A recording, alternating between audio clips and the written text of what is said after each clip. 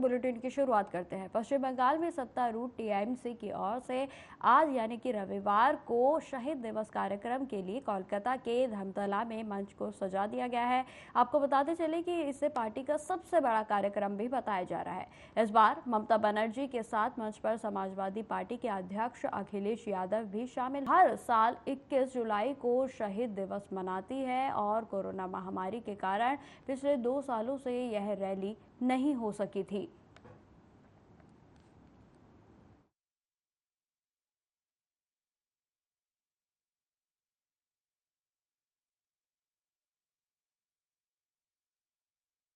की संभावना है। बता दें कि 21 जुलाई 1993 को ममता बनर्जी के नेतृत्व में राइटर्स अभियान के दौरान 13 लोगों की जान चली गई थी और इस दौरान ममता बनर्जी युवा कांग्रेस अध्यक्ष भी थी। वहीं आपको बताते चले कि टीएमसी की ओर से इसके गठन के बाद ममता बनर्जी हर साल 21 जुलाई को शहीद दिवस के रूप में मनाती आ रही हैं और इस साल भी आज के दिन यानी 21 जून को शहीद दिवस के रूप में रैली का आयोजन किया गया।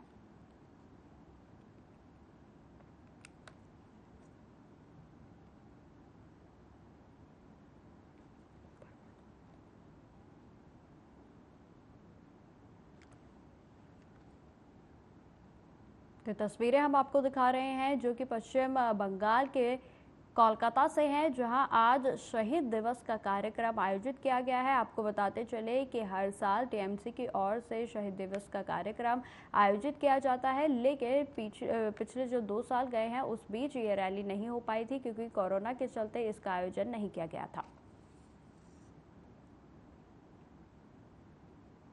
खबरों में आगे बढ़ते हैं। अलवर शहर के मथुरा ट्रैक पर बने अलवर गुड्स स्टेशन के रेवाड़ी जाने वाली एक मालगाड़ी के 3 पहिए मथुरा ट्रैक पर पटरी से उतर गए और जिससे मथुरा अलवर ट्रैक पर चलने वाली गाड़ियां प्रभावित हुई है और इस घटना के जांच के आदेश भी दिए गए हैं कि आखिर में कि यह मालगाड़ी पटरी से उतरी कैसे। यह घटना रात के करीब 2:30 बजे की बताई जा रही है। वहीं आपको बताते चले कि अलवर मथुरा रेलवे लाइन को सुचारू करने के लिए बचाव और राहत कार्य भी तेजी से चलाया जा रहा है। मथुरा ट्रैक बाधित होने के कारण आज डीग जिले के गोवर्धन जी में गुरु पूर्णिमा पर आयोजित होने वाले मेले में जाने के लिए लाखों श्रद्धालु परेशान हो रहे हैं। हालांकि सूचना मिलने के बाद रेलवे के अधिकारी मौके पर पहुंचे और ट्रैक को सुचारू रूप से चलाने का प्रयास भी लगातार किया जा रहा है, लेकिन रेलवे के द्वारा चलाए गए मेला स्पेशल ट्रेन सहित कई ट्रेनों के रद्द होने के बाद भी सामने आई है। आपको बताते चले कि जिससे अलवर के रेलवे स्टेशन पर हजारों यात्री बेहद ही परेशान हैं।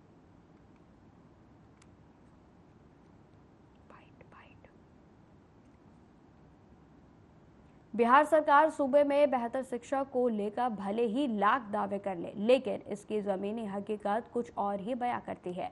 बच्चों के बौद्धिक और मानसिक विकास के लिए सरकार ने हर स्कूल में मिड डे मील लागू किया है, लेकिन मिड डे मील लूट खसूट का एक जरिया बन गया है।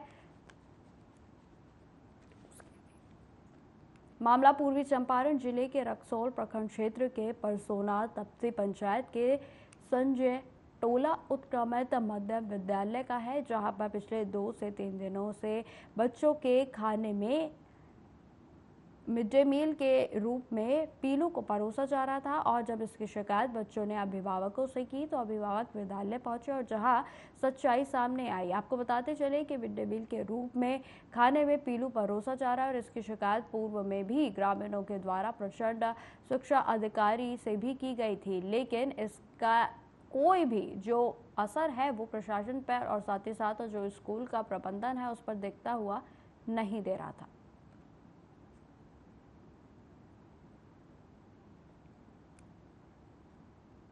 अब जो भी कमी है आप लोगों के द्वारा प्रतिवेदित किया गया है और हम लोग आए हैं इस चीज़ को जो है आप लोगों के सामने भी हम लोग जांच किए और जांच करने के उपरांत जो है आप लोगों से भी सिग्नेचर कराई जाएगी और उच्च स्तरीय पदाधिकारी को जो प्रतिवेदित कर दिया जाएगा और हम आप लोगों को जो है उम्मीद दिलाते हैं कि प्रतिवेदित होने के बाद में जो है इसकी विद्यालय के ऊपर जो है कड़ी से कड़ी उच्च स्तरीय पदाधिकारी डीओ मैम से रिक्वेस्ट किए हैं, बार बार हम लोग आवेदन दिए, बार बार उनसे हम लोग मिल करके स्कूल को मान लीजिए हम लोग बोले उनसे जो बचा लीजिए स्कूल डूब रहा है, लेकिन बीओ मैम का यहाँ कोई रिस्पांस नहीं है इस हम लोग के आवेदन पर, हम लोग के रिक्वेस्ट पर। मैम बोल रही है कि जब 2 महीना पहले हमारे जो स्कूल के अध्यक्ष हैं उनके द्वारा आवेदन दिया गया, तो मैम बोल रही है कि मेरे पास 2 महीने से टाइम नहीं है। क्या है, झूठ बोल रहे हैं? सबका जांच अलग अलग बटा गया था, सबका पंचायत अलॉट हो गया है, तो अपना लोग जांच करके वहाँ भेजता था। उसमें कोई कंप्लेन अगर आता तो फिर हम आ जाते जांच करने के लिए, तो कोई कंप्लेन आया नहीं जांच में, तो हमको क्या पता जो वहाँ कभी हुआ है। बीओ मैम से रिक्वेस्ट।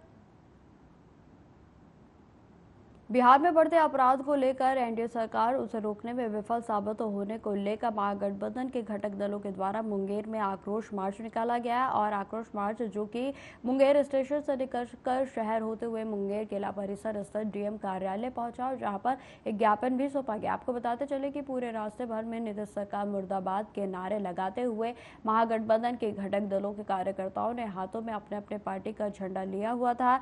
नेताओं का यही कहना है कि संपूर्ण बिहार दिन पर दिन इस तरह की घटनाओं से डर के माहौल में जीने के लिए बेहद ही मजबूर है। बिहार में दिन दिहाड़े फिरौती और हत्या की घटना लगातार बढ़ती ही जा रही है।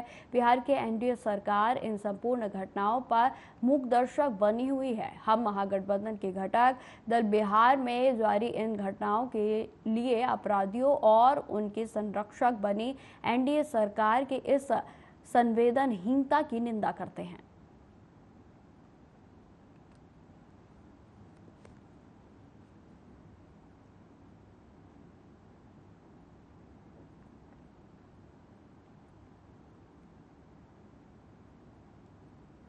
बिहार में बेलगाम अपराध और बढ़ती महंगाई को लेकर महागठबंधन की तरफ से निकाले गए विरोध मार्च को लेकर बीजेपी ने अपनी प्रक्रिया तेज कर दी है। आपको बताते चले कि भाजपा प्रवक्ता प्रभाकर कुमार मिश्रा ने महागठबंधन के नेताओं को आड़े हाथों लेते हुए मिश्रा ने कहा कि महागठबंधन के घटक दलों के नेताओं ने प्रतिरोध मार्च के नाम पर सड़कों पर गुंडागर्दी की है, राहगीरों के साथ बदसलूकी की गई और फुटपाथ पर गरीबों की जो दुकानें हैं उनको भी नुकसान पहुंचाया गया। आगे उन्होंने क्या कुछ कहा, सुनिए। महागठबंधन का प्रतिरोध मार्च सिर्फ ढकोसला है। यह महागठबंधन की नौटंकी का कॉमेडी सीन है। प्रतिरोध मार्च 2005 के पहले के बिहार की याद ताजा करता है।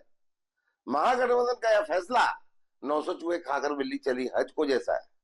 यदि हत्यारे और लुटेरे कांवड़ यात्रा पर जाने का फैसला लें तो इसमें कोई रोक नहीं सकता, पर सच्चाई तो सभी को पता होती है। महागठबंधन का प्रतिरोध मार्च ऐसा ही है। मार्च पूरी तरह फ्लॉप रहेगी। इस यात्रा में जनता का साथ नहीं होगा। इस मार्च के बाद महागठबंधन नेताओं को पता चल जाएगा कि कितने।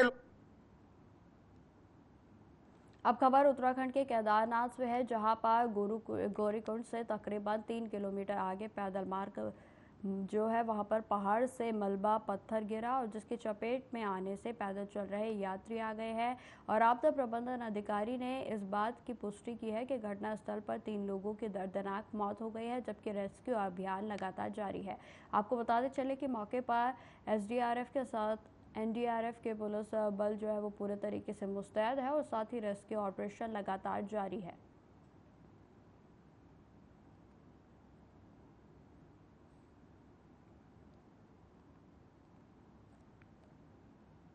खबरों में आगे बढ़ते हैं। बिहार के पटना के फुलवारी शरीफ के अलवा कॉलोनी में एक नवनिर्मित मकान के अंदर से एक युवक का शव बरामद किया गया और जिसके बाद इलाके में पूरे तरीके से सनसनी फैल गई। साथ ही आपको बताते चले कि बेहद ही निर्ममपूर्ण तरीके से इस युवक की हत्या की गई थी और जिसमें पुलिस की ओर से मामला दर्ज कर कार्रवाई शुरू कर दी गई है। वही आपको बताते चले कि शव को भी कब्जे में लेकर पोस्टमार्टम की प्रक्रिया के लिए आगे भेज दिया गया है। 7:30 बजे है ना, 7 बजे पता चला। हम लोग को चाय के दुकान में चाय पी रहे थे, पता चला एक बच्चा देखा, वही बोला आके देखिए इधर लाश गिरा हुआ। तो हम लोग आके देखा दौड़ के, तो देखा ये लड़का खत्म हो चुका। हम लोग खत्म हो गया तो फिर मोहल्ला वाला को बुला के हम लोग सब देखना शुरू कर दिए। यही बात है। क्या हुआ हम लोग को ये नहीं मालूम है। नस कटा हुआ है, आँख फोड़ा हुआ है, ब्लेड नहीं गिरा हुआ है। यहाँ पर मार के कहीं से फेंक दिया गया इसको लाके। बिहार के मोतिहारी का महात्मा गांधी केंद्रीय विश्वविद्यालय की स्थापना वर्ष 2016 में हुई थी और महात्मा गांधी केंद्रीय विश्वविद्यालय यानी कि MGCU ने एक महत्वपूर्ण उपलब्धि हासिल की है। आपको बताते चले कि भारतीय संस्थागत रैंकिंग फ्रेमवर्क IIRF 2024 में 50 केंद्रीय विश्वविद्यालयों में से 20वां स्थान प्राप्त कर इतिहास रच दिया है। यह सफलता MGCU के शैक्षणिक उत्कृष्टता, अनुसंधान और समग्र विकास के प्रति समर्पण को प्रदर्शित करती है। वही आपको बताते चले कि IIRF रैंकिंग में देश भर के 1000 से अधिक संस्थानों का मूल्यांकन किया गया था और यह फ्रेमवर्क 7 प्रमुख मापदंडों पर आधारित था और जिसमें शैक्षणिक उत्कृष्टता, अनुसंधान, प्लेसमेंट प्रदर्शन है और साथ ही साथ कॉर्पोरेट इंटरफेस के साथ साथ प्लेसमेंट रणनीतियों के साथ साथ समर्थन, शिक्षण, संस्थान एवं पेडागोगी और भविष्य की ओरिएंटेशन शामिल है। महात्मा गांधी केंद्रीय विश्वविद्यालय मोतिहारी, जो कि उत्तरी बिहार का एकमात्र केंद्रीय विश्वविद्यालय है, इसकी स्थापना वर्ष 2016 में हुई और इसमें 5 फैकल्टीज़ हैं और 20 शिक्षणीय विभाग हैं और करीब करीब 1500 छात्र यहाँ पर अध्ययन करते हैं। और अभी जो IIRF रैंकिंग है उसमें महात्मा गांधी केंद्रीय विश्वविद्यालय को 20वां स्थान मिला है और ये सीमित संसाधनों में हमारे शिक्षकों ने अधिकारियों ने और कर्मचारियों ने अभूतपूर्व प्रदर्शन किया है। ये आपको बहुत कम देखने को मिलेगा कि अभी विश्वविद्यालय का जो स्थायी कैंपस है वो उसके लिए DPR तैयार हो रहा है और बहुत सीमित संसाधनों में विश्वविद्यालय के शिक्षक कार्य कर रहे हैं। महात्मा गांधी बिहार के नालंदा में नूरसराय थाना क्षेत्र के पपरनोसा गांव में करंट की चपेट में आने से एक UPSC के छात्रा की दर्दनाक मौत हो गई। आपको बताते चले कि मृतक की पहचान पपरनोसा गांव में निवासी सिंगल गोप के 26 वर्षीय पुत्र मुन्ना कुमार के रूप में हुई है। मुखिया अमरेंद्र कुमार उर्फ पप्पू मुखिया ने बताया कि युवक सिर पर धान की बोरी लेकर खेत में जा रहा था और उसी दौरान रास्ते में 11,000 वोल्ट तार में जो है वो लगा हुआ था और जिसमें वह जो है उससे चिपक गया। आपको बताते चले कि इसी के संपर्क में आकर उसकी दर्दनाक मौत हो गई।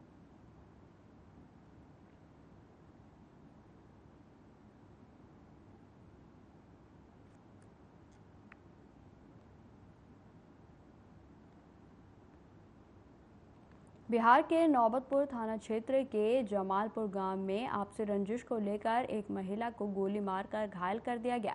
आपको बता दें कि महिला की पहचान अशोक सिंह की पत्नी लालसा देवी के रूप में हुई है और घायल अवस्था में परिवार के लोग महिला को पहले सरकारी अस्पताल लेकर आए और जहां से उसे इलाज के लिए पटना एम्स रेफर कर दिया गया। घटना की सूचना मिलने के बाद स्थानीय पुलिस की टीम भी मौके पर पहुंची और जिसके बाद मामले की जांच पड़ताल शुरू कर दी गई है। तो आपको बताते चले कि महिला की जो स्थिति है इस समय स्थिर बताई जा रही है और साथ ही साथ महिला का जो उपचार है वो लगातार जारी है। हालांकि आपको यह बताते चले कि परिवार वालों ने इस बात का खुलासा नहीं किया है कि आगे किन कारणों के चलते महिला को गोली मारी गई। ग्राम जमलपुरा में लालसा देवी पति अशोक सिंह को जमीन पर से बालू हटाने के विवाद के कारण उसके चचेरा ससुर श्यामदेव सिंह भतीजा जयराम कुमार द्वारा गोली मारकर जख्मी कर दिया गया। जख्मी लालसा देवी का इलाज एम्स पटना में चल रहा है।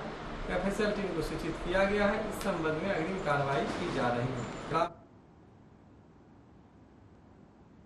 बिहार के बाढ़ अनुमंडल में अपराध थमने का नाम नहीं ले रहा है और लगातार आपराधिक घटनाओं में वृद्धि भी हो रही है। आए दिन विभिन्न थाना क्षेत्र में कोई ना कोई आपराधिक घटना जो है वो हो ही जाती है और ऐसा लगता है कि अपराधियों के मन से पुलिस का भय मानो की समाप्ति हो गया है। ताजा मामला भदौरा थाना क्षेत्र के पोखर पर गांव का है, जहां पर पंजाब नेशनल बैंक के CSP सेंटर से हथियार के बल पर दिन दिहाड़े 70,000 रुपए की लूट हो जाती है। मिली जानकारी के अनुसार एक बाइक पर 3 अपराधी आते हैं और हथियार का भय दिखाकर सेंटर के संचालक से 70,000 रुपए, लैपटॉप और मोबाइल की लूट हो जाती है। आपको बताते चले कि अपराधी हथियार को लहराते हुए फरार भी हो गए हैं। वहीं घटना की सूचना पर भादोरा पुलिस मौके पर पहुंची और मामले की छानबीन भी शुरू कर दी। अब देखना होगा कि कब तक अपराधी पुलिस के गिरफ्त में आते हैं। हमारे क्षेत्र में सीसीटीवी कैमरा नहीं के बराबर है। जब से हम आए तब से सीएसपी संचालक, बैंक, प्रतिष्ठान सबको घूम घूम के आग्रह किए हैं कि सीसीटीवी कैमरा काइंडली लगवा लिया जाए, पर नहीं हो पा रहा है, नहीं लोग सचेत हो रहे हैं। इससे घटना को क्रैक करने में थोड़ी दिक्कत होती है। सीसीटीवी आज का बहुत बड़ा हथियार है जो ये हो जाता है। कोई भी घटना घटित होने के बाद या पहले भी लोग उससे थोड़ा सा ये होते हैं कि हम कैमरा। तो आपको बताते चले कि दिन दिहाड़े जिस तरीके से बिहार में आए दिन कोई ना कोई अपराध की खबर सामने आती है और इसी बीच बाढ़ में भी लगातार अपराध जो है वो बढ़ता ही जा रहा है और जिसमें सरेआम अब लूट की वारदातों को अंजाम दिया जा रहा है। मामला जो है वो बाढ़ का है, जहां पर आपको बताते चले कि दिन दिहाड़े एक निजी बैंक में लूट की वारदात को अंजाम दिया गया, जिसमें कि आपको बताते चले कि जानकारी के अनुसार 3 बाइक सवार जो चोर है यानी कि जो अपराधी थे वो आए और हथियार के बल पर 70,000 रुपए बैंक के कर्मचारी से लूट कर ले गए और साथ ही साथ उन्होंने रकम के साथ लैपटॉप और मोबाइल पर भी हाथ साफ कर दिया। वहीं आपको बताते चले कि जिसके बाद मौके से तीनों आरोपी फरार हो गए। सूचना मिलने पर मौके पर पुलिस पहुंची और जिसके बाद पूरे मामले की तहकीकात पुलिस की ओर से की जा रही है। वहीं आपको बताते चले कि मामले को रजिस्टर्ड कर आगे की जांच प्रक्रिया भी शुरू कर दी गई है। लेकिन इस बीच देखिए जिस तरीके से बिहार में दिन दिहाड़े 70,000 रुपए की लूट कर ली गई है, यानी कि ये कहीं ना कहीं पुलिस प्रशासन पर कई तरीके के सवाल खड़ा करता है। अब अपराधियों में किसी भी तरीके से पुलिस का कोई भी भय नहीं है, फिर चाहे कोई भी मामला हो। अपराध का ग्राफ लगातार बढ़ता ही जा रहा है। दिन दिहाड़े लूट की वारदात हो रही है। लूट खसुट तो ये मानो कि आजकल आम बात ही हो गई है। अपराधियों इतने भयमुक्त हो चुके हैं कि उन्हें किसी से भी अब भय नहीं लगता है।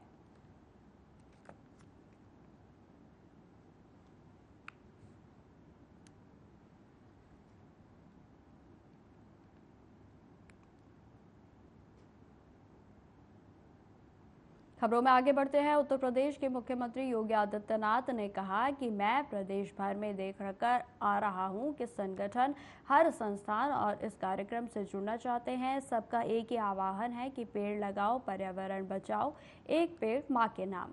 हम प्रदेश में इस कार्यक्रम को तेजी से आगे बढ़ाएंगे। साथ ही उन्होंने यह भी कहा कि 7 वर्षों में जो भी 168 जो करोड़ वृक्षारोपण है उनका रिकॉर्ड हमारी सरकार बनाएगी और यह जन सहभागिता के कारण ही हो पाएगा। आपको बताते चले कि देखिए पर्यावरण का संरक्षण न केवल एक किसी व्यक्ति बल्कि पूरे समूचे समाज के लिए बेहद ही ज़रूरी है। पर्यावरण का संरक्षण यदि आज हम करेंगे तो कल हमें पर्यावरण से दोगुनी जो है वो चीज़ें मिलेंगी। आपको बताते चले कि जिस तरीके से दिन पर दिन प्रदूषण का पर्यावरण का जिस तरीके से दोहन हो रहा है, तो इस बीच पौधारोपण ही एकमात्र ऐसा जरिया रह गया है जिससे कि हम पर्यावरण का संरक्षण कर सकते हैं।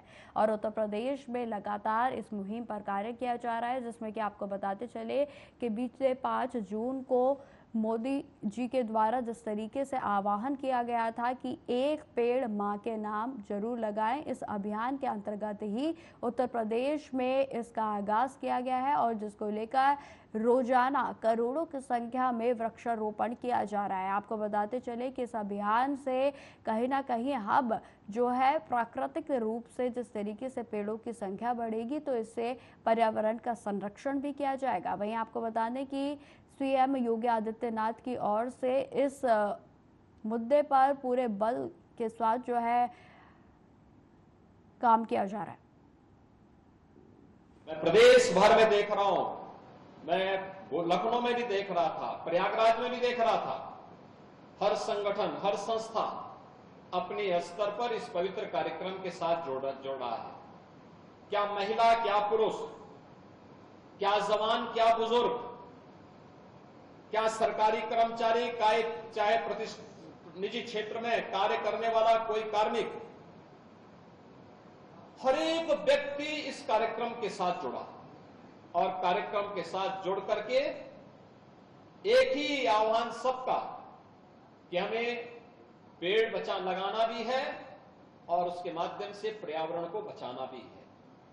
पेड़ लगाओ, पर्यावरण बचाओ, एक पेड़ मां के नाम। इस आह्वान के साथ प्रदेश भर में सुबह से ही इस क्रम के साथ लोग जुड़े हुए हैं। मुझे बताते हुए प्रसन्नता है कि प्रदेश में चाहे वह फलदार वृक्ष हो, इमारती लकड़ी के हो, औषधि के हो या छायादार हो या सजावट के हो, ये सभी प्रकार की वैरायटी के 54 करोड़ से अधिक पौध उत्तर प्रदेश में वन विभाग के पास, उद्यान विभाग के पास और निजी नर्सरियों में है।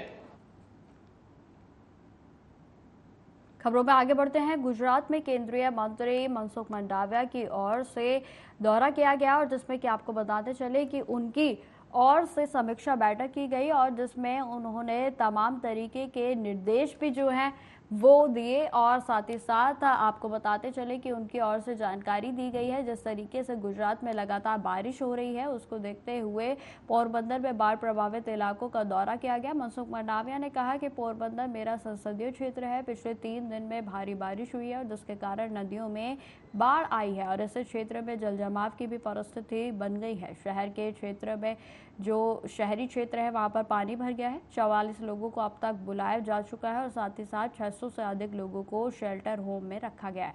आगे उन्होंने क्या कुछ कहा, आप सुनिए। पोरबंदर मेरा लोकसभा क्षेत्र है। पिछले 3 दिन में भारी बारिश हुई है और ये बारिश को देखते हुए पोरबंदर डिस्ट्रिक्ट में कई नदियों में बाढ़ भी आई है और बाढ़ की वजह से पोरबंदर क्षेत्र में खेड़ क्षेत्र है जहां पानी भर जाता है, वैसे क्षेत्र में पानी भरा हुआ है। शहरी क्षेत्र में भी कई आवास में पानी घुस गए थे और भारी बारिश की वजह से कई लोगों को रेस्क्यू करने की आवश्यकता थी। ऐसे लोगों को रेस्क्यू भी किया गया है। आज तक 44 लोगों को रेस्क्यू करके सलामत स्थल पर रखा गया है। वैसे ही जो असरग्रस्त लोग हैं और उसके घर में पानी घुस आया हो या तो झोपड़ी में रहने वाले लोग हो, ऐसे लोगों को वहां से अपने घर से शेल्टर होम में रखा गया है। 600 से अधिक लोगों को शेल्टर होम में रख के वहां उसको सारी सुविधाएं दी जा रही है। पोरबंदर तो फिलहाल इस बुलेटिन में इतना ही। देश दुनिया की तमाम खबरों की जानकारी के लिए बने रहें हमारे साथ। नमस्कार।